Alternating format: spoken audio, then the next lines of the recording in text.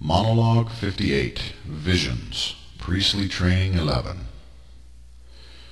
Divination is clearly forbidden in the Bible, and yet using something called the Thummim and the Urim, the ancient priests of Israel divined God's will.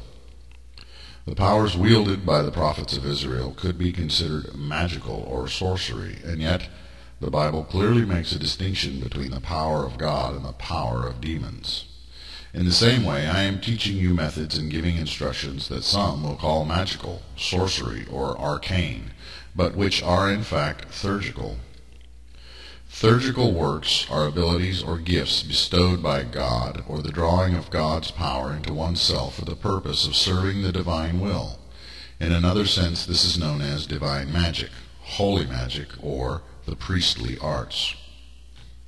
By your relationship and faithfulness to God, by your service to the kingdom, that which would otherwise be unclean and unholy is sanctified, as sex is sanctified by marriage. Auto-writing and channeling are used by many spiritualists, and in that context are unclean because they are dabblers playing with the shells of the dead and are made spiritually dirty by their lack of preparation and proper anointing.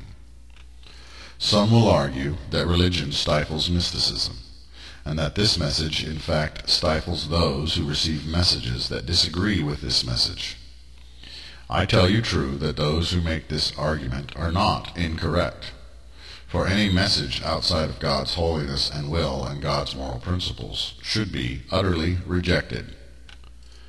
I give you boundaries, I set limits, and have placed a high bar for which you must reach, so that you will not fall into deceptions of the subconscious or from the demonic, and will avoid becoming puppets of the unholy.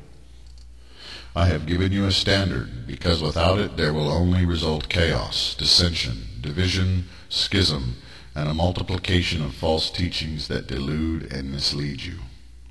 Yet I have given to the mystically inclined among you greater leeway than was provided in the past, and a sacred avenue by which to explore the metaphysical and the supernatural. In the time set aside for meditation, place before you a small table. On that table place a dark blue cloth. Pray over the table and the cloth, blessing both. Place on the table an earthenware bowl, preferably of a dark color, and fill it with water that you have sanctified. Burn incense on your altar, and take the dust ash from the burnt incense and put it into the water. Use a twig, preferably one that is budding, to stir the water. The lighting should be such that the water in the bowl is dark and without reflection of your own image. Enter into your state of meditation, following the normal procedures thereof, and when you are fully relaxed, sit forward and stare into the bowl of water. Fixate on a single point of light or on the very center of the waters, and continue to fixate as you chant, "May God open mine eyes that I may see, and banish all liars that may seek to deceive." Continue staring, and whatever you see, or whatever thoughts or dreamlike images or scenes rise into your heart and mind while you stare into the water, should be recorded after you close your session. Do this repeatedly for no less than 10 sessions.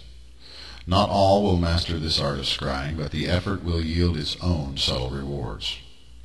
There are some who would complain that there is no closing rite or ritual to finish one's meditations.